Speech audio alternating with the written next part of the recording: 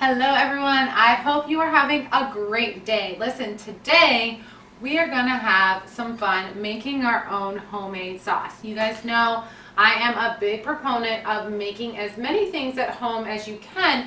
That way you get to control the ingredients, the quality of the ingredients, if they're organic, they're not, how spicy or salty or garlicky, anything that you love, you get to control all of that when you get to make them at home. Now I know you guys are going to be like, I don't have the time, I don't have the time. Listen, this pesto is ready in like 2 minutes flat. There's not even any mincing of garlic, so you know you can do this at home right now. All you need is a food processor and of course some easy ingredients. I'm going to tell you a secret though. This is full of veggies as well. We are doing the arugula cashew pesto. It's on our website, bitesofwellness.com. Just in case you don't know me and you are kind of like, what the heck's going on? My name is Samantha Rowland. I'm the creator of Bites of Wellness. I'm a nutrition coach, a faster way to fat loss coach, and I'm also a personal trainer. It is my mission to teach you that eating well does not have to be hard or overwhelming. And I try to give you a way to sneak some vegetables into your diet because nothing is better than laughing when your kids are like, Mommy, can I have more pasta with that green sauce, right? So we're going to jump right into this. If you have any questions, please feel free to just comment below.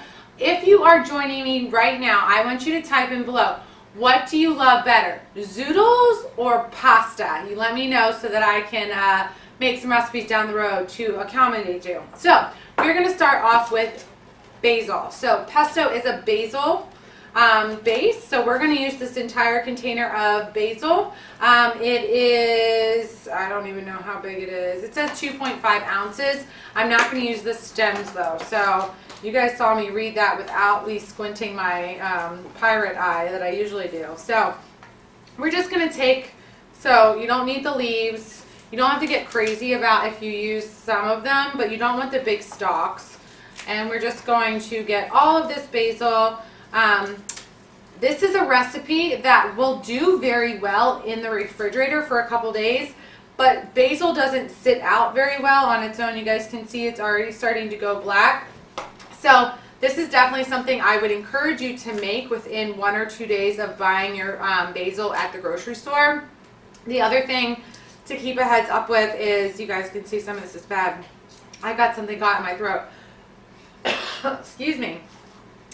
Is that I always check the actual container. I'll flip it over and make sure that I'm choking on something. I make sure that this the back of the container is in black from I'm gonna die on live camera. Hi. I don't know what that's from. All right, so assuming I don't die, we will continue on. Dave's getting me water because I'm dying. Okay. Alright. So, we'll get rid of any of the bad pieces of basil and the stems. We don't need those. We are going to load up the food processor with some arugula too. So, if you guys have never had arugula, it's a little bit more spicy than typical spinach. But if you don't have arugula in your grocery store, you don't love it, you could use spinach as well. I'm going to just use like 2 or 3 big handfuls. Essentially, I'm stuffing my food processor with as many green vegetables as possible. And then we are going to turn this on. And it's going on high.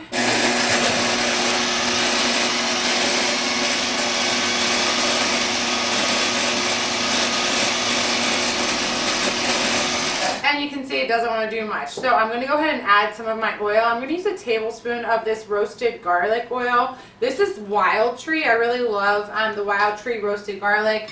It gives it a bunch of amazing flavor. And the grapeseed oil, the way that Wild Tree makes it is that they cold press it, so you don't have to worry about it being rancid. So full of flavor. You can also use whatever your favorite garlic oil is. If you don't want to use a garlic oil, make sure you put some garlic powder or garlic seasoning in there as well. Just going to turn this back on.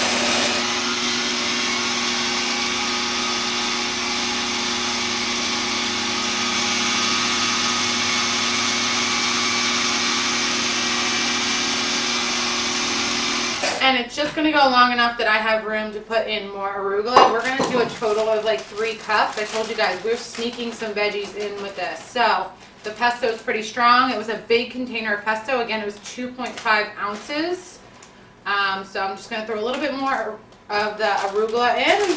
Get rid of that. We are going to do 1 full lemon, guys. And you guys, I just cut it in half before we started.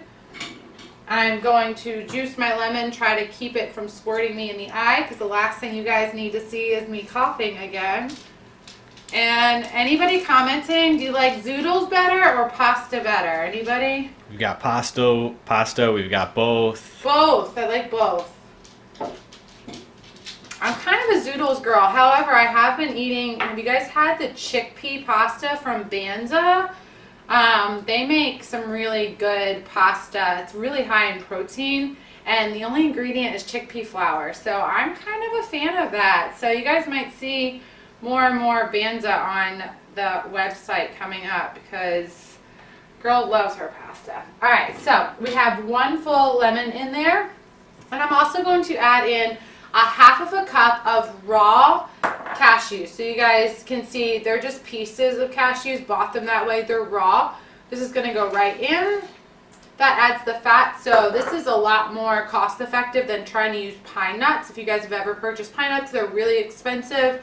I don't bother roasting these or anything that makes it nice and creamy. The cashews just the way they are. And I'm going to turn this on. We are going to add a little bit of water, but I want it to just kind of...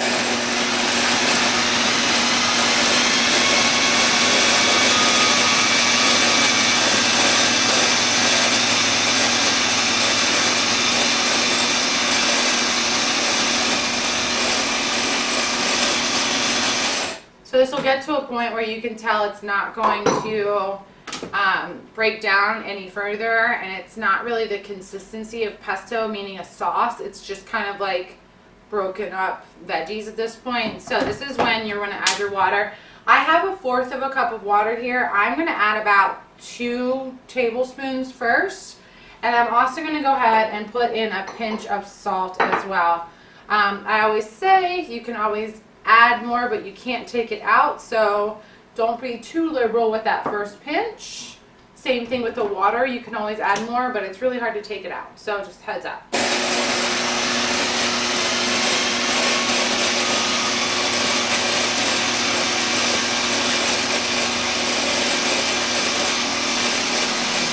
This looks like it's going to need...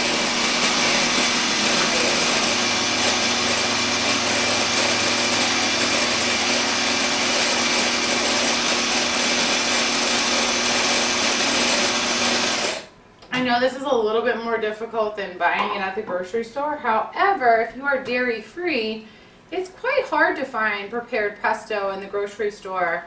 So this is an easy way. If you cannot have nuts for whatever reason, I actually make a lot of my pesto recipes with hemp hearts instead of cashews. So you could easily throw in some hemp hearts, about 1/4 of a cup, 3 tablespoons, 1/4 of a cup, or more, depending on how much you want.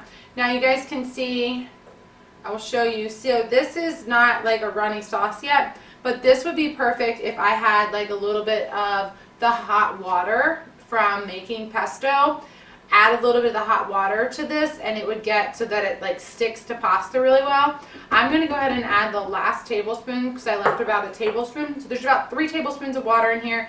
I'm going to add the last bit. If I had more, I might even add more. Just to make sure that this is like saucy and good.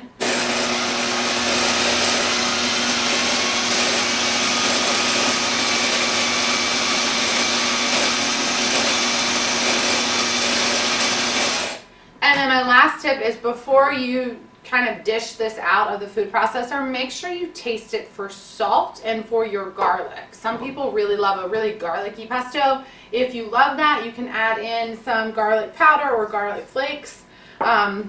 And then salt's so important too, because we did use so much arugula in here. You may need a little bit more salt than what you're used to. But this will stay in the refrigerator for 3 to 5 days very easily. Just make sure that it can be in a sealed container. So a mason jar with a seal tight lid, Tupperware, whatever it is, just make sure you can seal it. and it will last very well for at least 5 days, probably in the refrigerator, but I've let it go longer, to be honest. So again, make sure you are making your pesto early in the week, right after you go grocery shopping. Once that lemon hits it, it helps preserve it. But basil does not sit well in the refrigerator, so leave it out on your counter until you use it. It will start going black, so use it quickly. And find lots of ways to use this. I love this on my eggs in the morning. Again, pasta or zoodles are a great option. You can also make your own homemade pizza crust. So if you don't do cheese or dairy, this is a great way to add some flavor to your own pizza at home. Again, this is made with cashews, so there's no dairy at all in here. I think we got all the questions. I'm hoping so. I tried to anticipate a few of them. You guys enjoy the rest of your day. If you love this, make sure you press that share button and share this with somebody else who you think would just love to make their own pesto. And I look forward to seeing your comments on if it's zoodles or pasta. Have a good one.